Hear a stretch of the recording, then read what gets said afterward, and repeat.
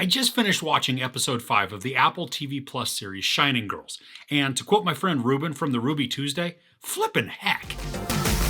After a harrowing encounter, Kirby's grasp of reality comes into question, while Dan's article gains traction across the city. So at the end of episode 4, we see Kirby and Harper fighting in the laundromat, but as Harper attacks Kirby and then he slams her up against the wall, we see the wallpaper change along with Kirby's hair. This was a wonderfully executed effect, but what I loved most about it is while I'm blown away by what's going on and I'm doing my best to figure out how things are changing, Harper's in the exact same situation. I mean, he asks her, "How are you doing this? How is she changing reality right in front of his eyes?" The effects were seamless in their transition, and it was a nail-biting conclusion to the episode as they crash through the mirror to emerge inside the bar where that matchbook had come from. So if that was melting your brain in the last episode, this current one is just going to nuke what you had left and then pour it out all onto the floor. The story is a little confusing and discombobulating as it messes this time with both reality and time.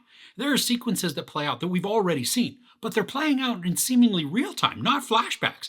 And I found myself getting hurt in the head the longer that I tried to piece it all together. I just resigned myself to go with it and take the ride to see where it led, in the ultimate hope that there will be a clear-cut explanation at some point. Elisabeth Moss directed this episode, and she must have had fun doing so. I mean, to keep everything that's happening straight, I'm sure they just have all kinds of visual storyboards up, like some kind of crazy conspiracy theorist with tons of yarn connecting all of the different points. The episode is pieced together really well, but because of how both time and reality now seem to be fluid, it can become difficult to keep up. I really enjoyed that we got more focus on Jamie Bell this episode. At some points, I think he's still speaking or maybe feeling for the audience because he's still just as confused at how things are happening as we are. But he's great at being a villain. I mean, he's extremely menacing, especially as he creeps silently in the shadows or he'll slowly and confidently walk up to someone that has been stalking. It's eerie and unsettling, but he nails the performance. And there's a line that he says that could be innocent, but we know it's absolutely threatening. He tells a character, "Not yet." I mean, that says so much about the power and control someone believes that they have over another. And in the case of Harper being the one who said it, that's a terrifying proposition. This episode also seems to take a beat to let Kirby slow down for just a moment. She's not moving at a frantic pace, which then allows us to see more into her personality.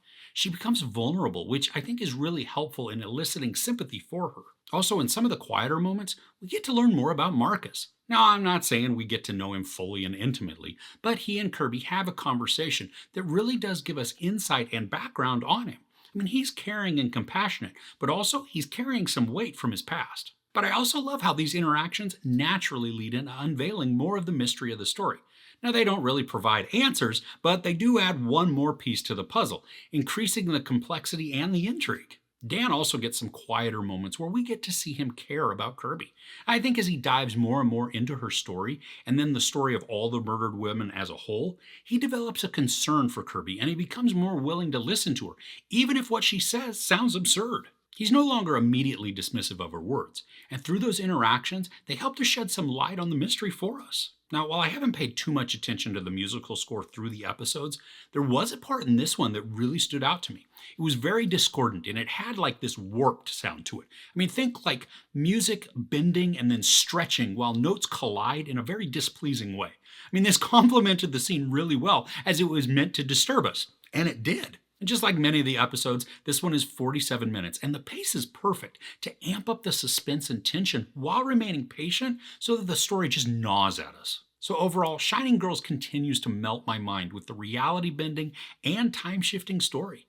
Episode 5 delivers some impressive depth to the characters, allowing us to become more invested in them than we already were, but now also have more of a reason to do so. The cast continues to shine and play the roles convincingly, especially with Jamie Bell in this episode, because he just embodies the confusion that we feel as the audience.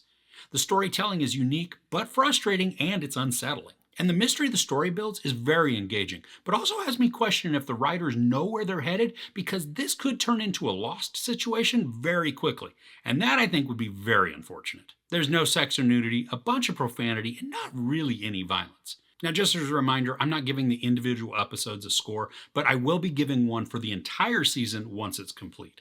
So do you have any theories as to what the heck is happening in this story? I'd love to hear them in the comments below.